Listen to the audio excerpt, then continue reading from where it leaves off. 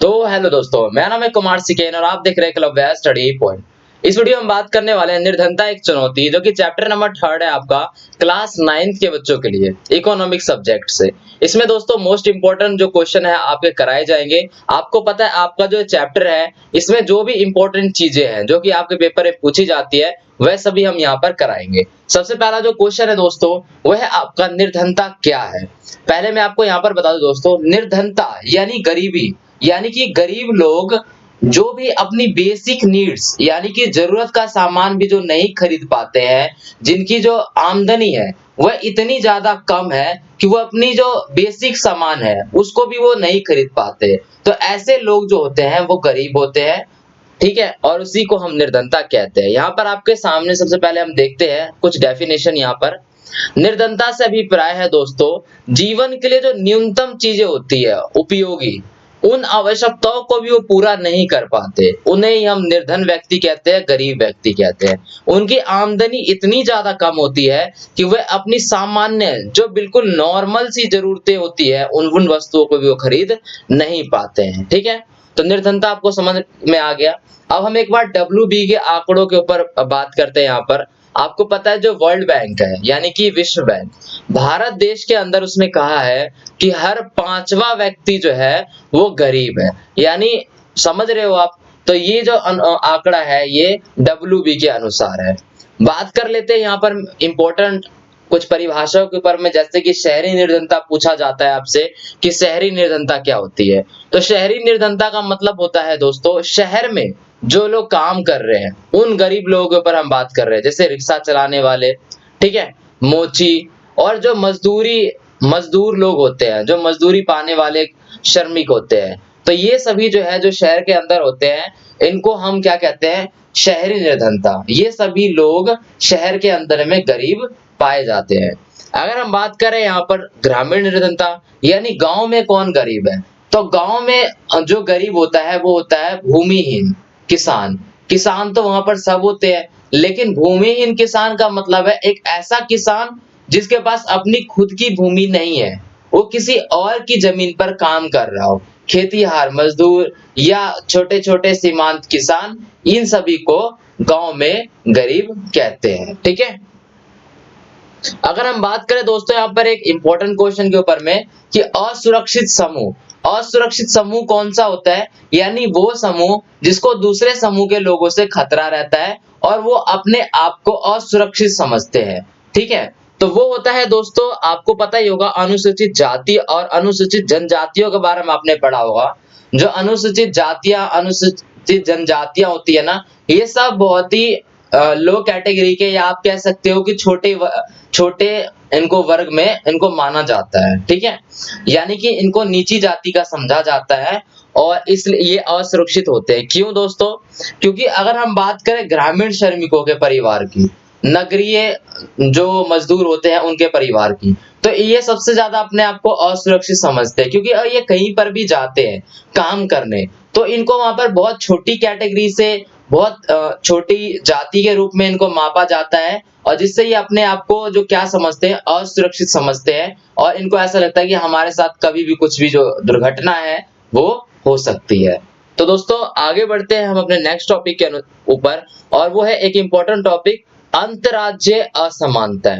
इसका क्या मतलब है दोस्तों, इसका मतलब है कि जो हमारा भारत है ना, वहां पर निर्धनता एक समान नहीं है।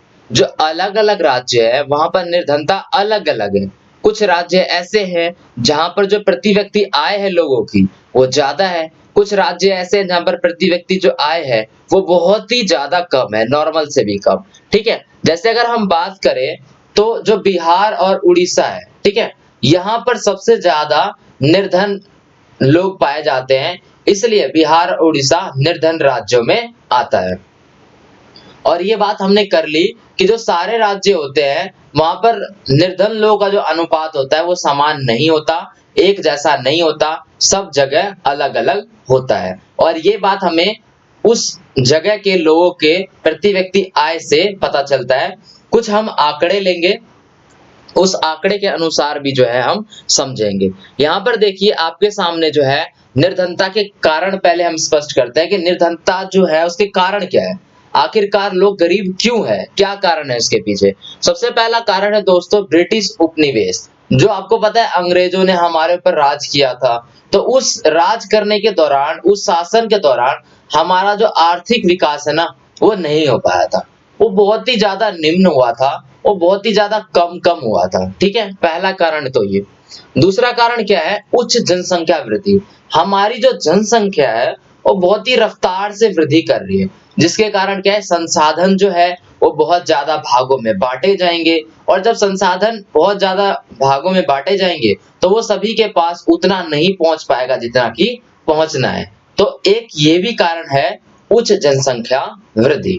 ठीक है, दूसरा कारण हम समझते हैं भूमि का भूमि का यानी कि जमीन का, और दूसरे और भी बहुत सारे संसाधनों का जो असमान वितरण है। यानी किन्हीं के पास क्या है, जमीन बहुत ज्यादा है, और किसी के पास जमीन जितनी होनी चाहिए उतनी भी नहीं है, बहुत कम है। तो भूमि का और इस प्रकार के संसाधनों का जो वितरण है, जो बंटवारा है, वो बहुत ही असमान है, बिल्कुल समान से नहीं किया गया। तीसरा कारण।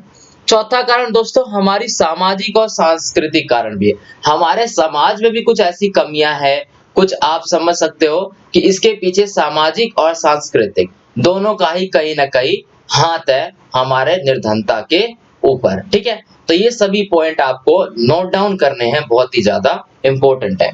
बात करते हैं हम यहाँ पर नेक्स्ट क्वेश्चन के ऊपर में, जो कि है गरीबी किस कारण है, क्वेश्चन नंबर फर्स्ट, और कहाँ है, क्वेश्चन नंबर सेकंड। ठीक है, कहाँ पर कम हुई है। ठीक है, दो क्वेश्चन है दोस्तों, ढंग से समझिए। गरीबी किस कारण है, यानी गरीबी क्यों होती है, और गरीबी कहाँ पर जो है कम हुई है, उसका भी कारण हमें बताना है। तो यहाँ पर देखिए, सबसे पहले अगर हम बात करें पंजाब और हरियाणा की, तो यहाँ पर दोस्तों गरीबी जो है कम हुई है। लेकिन क्यों हुई है? क्योंकि यहाँ पर जो है उच्च कृषि वृद्धि हुई थी। यानी आपको पता होगा जब हरित क्रांति आई थी तो उस समय कुछ जो लिमिटेड ऐसे राज्य थे जहां पर बहुत ज्यादा वृद्धि हुई थी, लोगों की जो आय है वो ज्यादा हुई थी, इसमें से पंजाब और हरियाणा भी था। तो इसलिए वहां पर कृषि में जो हुआ था विस्तार, उसी के कारण यहाँ पर गरीबी जो है हुई थी कम। ठीक है, नेक्स्ट हम बात करते हैं यहाँ पर केरल में। केरल में भी गरीबी कम हुई थी। क्यों हुई थी? क्योंकि यहाँ पर मानव के जो संसाधन है उन पे ज्यादा ध्यान दिया गया था, इसी वजह से वहां पर जो निर्धनता है वो कम हुआ था। ठीक है, अगर हम बात करें नेक्स्ट के ऊपर में, दो राज्यों के ऊपर, और एक आंध्र प्रदेश के ऊपर में और एक तमिलनाडु के ऊपर में, तो यहाँ पर दोस्तों क्या हुआ था, अनाज का जो वितरण था ना वो सार्वजनिक रूप से हुआ था, इसलिए वहां पर जो निर्धनता है वो कम हुई थी। ठीक है, बहुत अच्छे से वितरण किया गया अनाज का, तो उसमें जो निर्धनता को कम करने का एक अच्छा उपाय इसको भी समझा गया। तो इसलिए आंध्र प्रदेश और तमिलनाडु भी निर्धनता से कहीं ना कहीं गरीबी से बाहर उठे थे। अगर हम बात करें एक और राज्य की, जो कि है हमारा पश्चिम बंगाल, तो पश्चिम बंगाल में भी जो गरीबी है वो कम हुई थी, और कारण क्या है, भूमि सुधार। वहां पर जो भूमि में बहुत सारे सुधार किए गए थे। तो ये भी आपका बहुत ही अच्छा क्वेश्चन है, पॉइंट टू पॉइंट इसके आंसर है, आप इससे भी नोट कर सकते हो। नेक्स्ट बढ़ते हैं दोस्तों, यहाँ पर हम इंपॉर्टेंट क्वेश्चन के ऊपर में, कैलोरीज की आवश्यकता। ठीक है, यानी कौन से जगह के लोगों को कितनी कैलोरीज की जरूरत होती है, क्योंकि हम काम करते हैं तो हमें काम करने के लिए एनर्जी तो चाहिए ही, और उस एनर्जी किसको कितनी एनर्जी चाहिए होती है।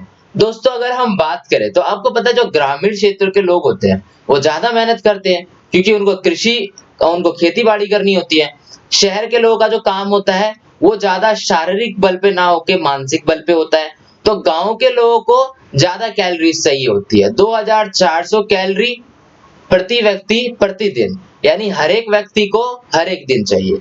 और शहरी क्षेत्रों में 2100 कैलोरी प्रति व्यक्ति प्रतिदिन। ठीक है, आपको समझ में आ गया होगा।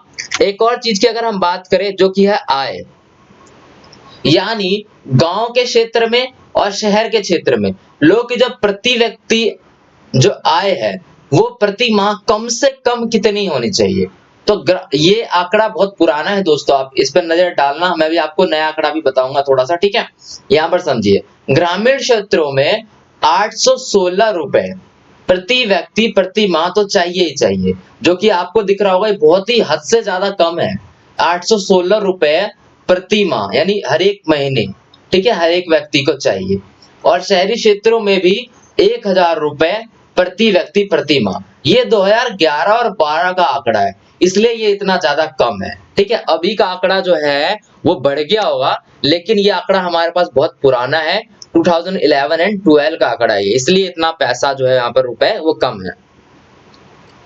बात करें हम यहाँ पर दोस्तों कि ये आंकड़े कहाँ से लिए गए हैं, तो ये आंकड़े दोस्तों सुरेश तेंदुलकर कमेटी द्वारा बनाई गई थी, ठीक है। और गरीबी के आकलन करने के लिए ये रंगराजन के नेतृत्व में ये जो है कमेटी बनाई गई थी, उन्हीं के द्वारा ये आंकड़ा जो है अभी जो है आपके सामने है, ठीक है। एक और आंकड़े की हम बात करते हैं जो कि 2014 का है, थोड़ा लेटेस्ट है उस वाले से, तो इसमें थोड़ा बढ़ गया होगा।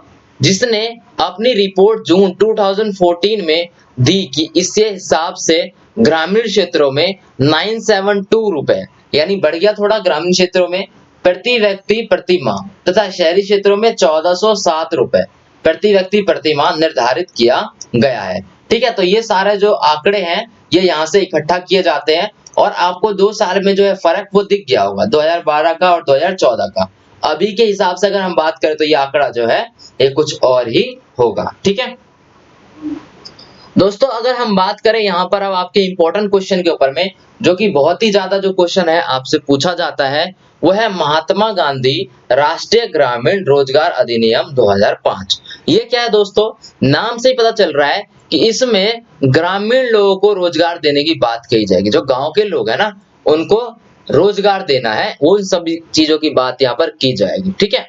इसका मेन उद्देश्य क्या था, मोटिव, कि ग्रामीण क्षेत्र के जो लोग हैं ना, उनकी आजीविका को सुरक्षित करना। उसके बाद क्या है, साल में कम से कम 100 दिन तो उनको रोजगार देना ही देना है, नहीं तो वो कैसे अपना खर्चा चलाएंगे अगर उनके पास काम नहीं होगा। तो साल में कम से कम 100 दिनों का रोजगार प्रदान करना। तीसरा, 1/3 रोजगार, यानी अगर 3 रोजगार है ना, तो उसमें से 1 रोजगार जो है महिलाओं के लिए आरक्षित रखा जाएगा, उनको मिलना ही मिलना है, उनके लिए सुरक्षित रखा जाएगा, ठीक है, उनके लिए वो रिजर्व है। अगर हम बात करें आवेदक को, यानी जिसको काम मिलना है, उसको 15 दिन के अंदर अगर रोजगार नहीं मिलता तो उसे एक और चीज मिलेगी, और वो क्या है, उसे बेरोजगारी भत्ता दिया जाएगा। वह बेरोजगारी भत्ते का क्या होगा, हकदार होगा। अगर हम बात करें दोस्तों यहाँ पर नेक्स्ट पॉइंट के ऊपर में, तो वो है न्यूनतम मजदूरी अधिनियम के अंतर्गत मजदूरी का प्रावधान किया जाएगा। यानी आप सभी बातों को एकदम से आप देखोगे तो आपको ये बात पता चलेगी कि सभी पॉइंटों में जो गांव के लोग हैं उनकी भलाई की बात, उनको रोजगार देने की बात जो है यहाँ पर कही गई है, ठीक है दोस्तों। आगे बात करते हैं आपके एक और इम्पोर्टेंट क्वेश्चन के ऊपर में, जो कि आपका लास्ट क्वेश्चन है, और वह है प्रधानमंत्री रोजगार योजना। इसके नाम से भी हमें ये बात पता चलती है कि प्रधानमंत्री रोजगार योजना, इसमें भी लोगों को रोजगार जो है वो दिया जाएगा। अब ये कब स्टार्ट हुआ था, तो ये 1993 में स्टार्ट हुआ था, ठीक है। बात करें हम इसमें जो लघु व्यवसाय है, यानी छोटे छोटे व्यवसाय है, उद्योग है, उनको स्थापित करने के लिए सहायता दिया जाएगा, ठीक है। यानी मान के चलो किसी का छोटा बिजनेस है, उद्योग स्थापित करना है किसी को, तो उन सब के हेल्प के लिए यहाँ पर जो है मदद की जाएगी, ठीक है। इसका भी जो उद्देश्य है वो क्या है, ग्रामीण और छोटे शहरों में, यहाँ पर दोनों की बात हो रही है, गांव की भी और छोटे छोटे शहरों की भी। वहां पर आपको पता है जो शिक्षित बेरोजगार है, शिक्षित बेरोजगार का मतलब होता है जिसके पास डिग्रियां हैं, जो पढ़ा लिखा है, जो उस काम को करने के लायक है, उन युवाओं को रोजगार उपलब्ध कराना, उनके लिए रोजगार बनाना, ये इन सभी चीजों को इसमें शामिल किया जाता है, ठीक है दोस्तों। तो आपको इस पता चल गया होगा। वीडियो आपकी यहाँ पर समाप्त होती है। वीडियो आपको पसंद आ गई हो दोस्तों तो वीडियो को आप कर सकते हैं एक लाइक, आप कमेंट कर सकते हैं, शेयर कर सकते हैं अपने क्लासमेट्स के साथ ही सब्सक्राइब कर दें हमारे चैनल को। बगल में बेल नोटिफिकेशन आइकन आपको दिख रहा होगा, आप उसे प्रेस कर सकते हैं जिससे नई वीडियो की नोटिफिकेशन है वो आप तक पहुंचती रहेगी। तो धन्यवाद दोस्तों।